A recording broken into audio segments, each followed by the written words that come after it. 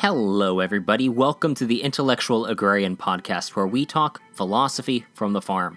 I'm your host, Terrence Lehue. Today, we're going to do something a little different on the show.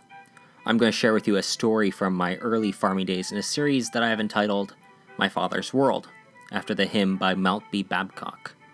For context, the first stanza of the hymn are these lovely lines that I will refrain from singing. This is my Father's world, and to my listening ears, all nature sings and round me rings the music of the spheres. My early days of farming, I felt like I was in my father's world and not my own. It took a lot of fidgeting to find my eventual place in agriculture, in which now I'm quite content in it. Today we present the first story in this series, entitled Just Bully. Life on a farm often changes in small ways when new livestock joins a herd. Moving can be as difficult for an animal as for a person, requiring time to adjust to new surroundings. Unless, of course, that is, you are a young bull who's just been introduced to his harem of cows and heifers. It was a clear summer's day when Ulysses joined the herd, and the ink on the check hadn't dried before he'd already started performing his reproductive duties. There was, however, one small adjustment for Ulysses to go through, as we were an all-grass-fed farm, and he was a show bull, used to getting grain as a reward for any little trot he made across the field. Day after day he waited for the long-anticipated golden kernels, only to be disappointed. Within a week, though, he learned where he could find grain.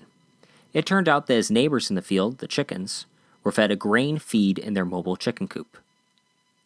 Father liked to feed the chickens as one of the last chores of the day, just before we went home. One night, I, not being a helpful farm laborer, elected to wait by the truck while he fed.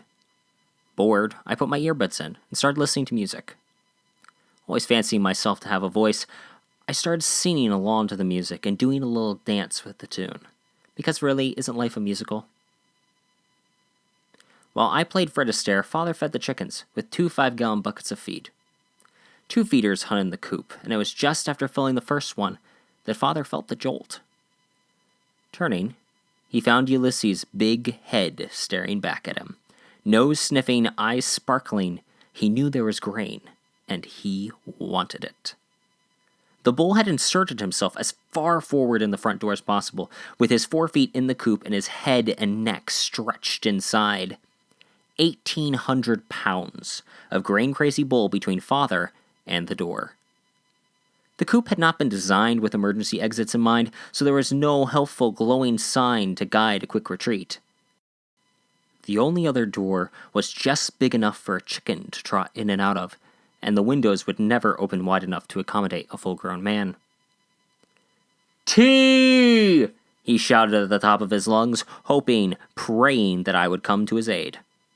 When no rescue came, he climbed to the window only to see his son reenacting Singing in the Rain, earbuds in, music playing, ignoring everything and everyone. "Tea!" he shouted again, but without any success. It would just be him, Ulysses, and a flock of confused chickens. Without any other choice, and 1 bucket of feed left, Father hurled the feed over the bull's head and out the door. Ulysses, seeing the golden stream fly by, went after it, leaving the door and allowing escape. Father ran like the hounds of hell were after him, and Ulysses enjoyed his treat. Both eventually adjusted to their situations. Ulysses learned that he could shake the mobile coop and get the feed to fall from the feeders to the ground, and then push the coop forward to eat the fallen feed. Father, well, he learned that he had to put an electric fence line around the coop.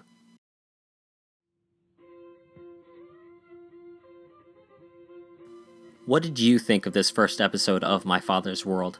Did you like it? Did you not like it? Do you want to hear more of it? Let us know on our Facebook page.